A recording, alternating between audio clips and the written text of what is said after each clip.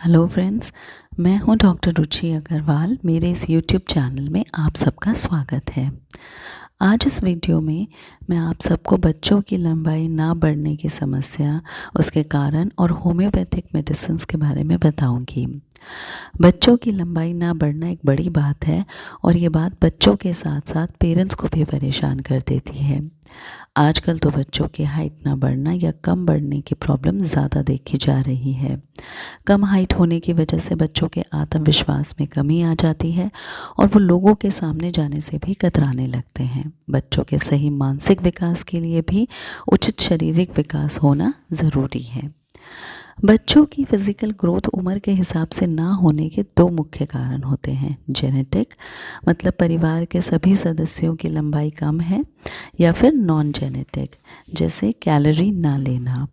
90% बच्चों का विकास पर्याप्त मात्रा में कैलोरी ना लेने की वजह से रुकता है।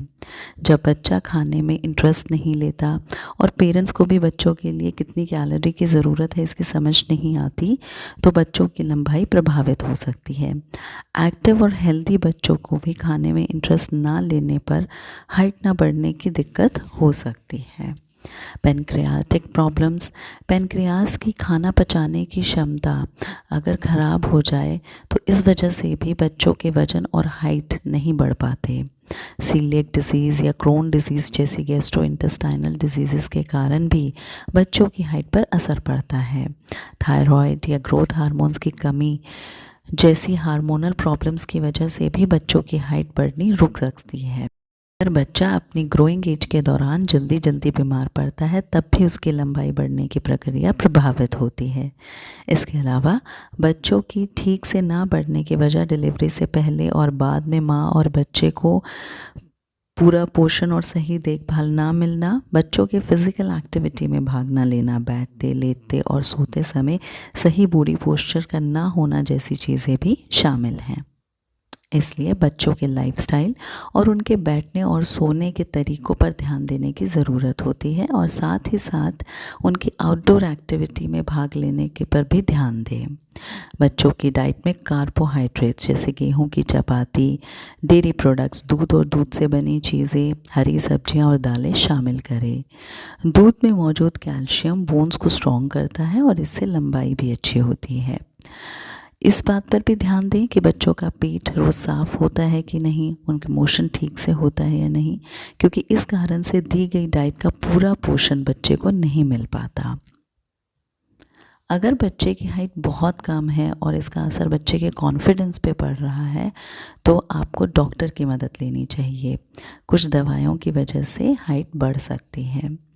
अब मैं आपको कुछ होम्योपैथिक मेडिसिन्स के बारे में बताऊंगी जो बहुत ही सेफ़ हैं और जिन्हें सेफली बच्चों को दिया जा सकता है जिससे कि उनकी हाइट सही तरीके से बढ़ सके।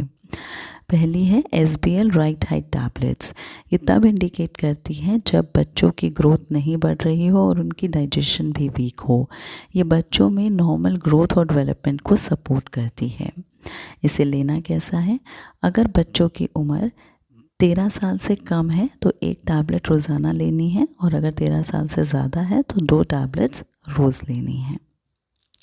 दूसरी मेडिसिन है वीज़ल 14 ग्रोटोल ड्रॉप्स। ये एक नेचुरल होम्योपैथिक ग्रोथ प्रोमोटर है जो कि सेफ़, इफ़ेक्टिव है और नेचुरल वे है जिससे कि बच्चों की हाइट इंक्रीज़ की जा सकती है। इसका जो मेन एक्शन होता है वो पिट्यूटरी ग्लैंड्स के इंटीरियर लोब में होता है जहाँ से ग्रोथ स्टिमुलेट होती है।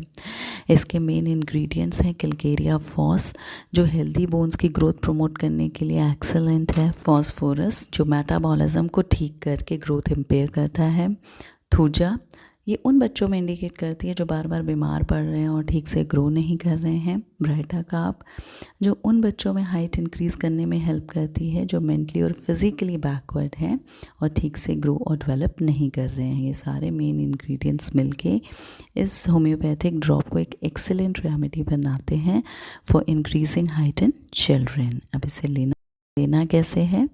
10 से 15 बूंदें 2 चम्मच पानी में मिलाकर खाने से आधा घंटा पहले दिन में 2 से 3 बार लें।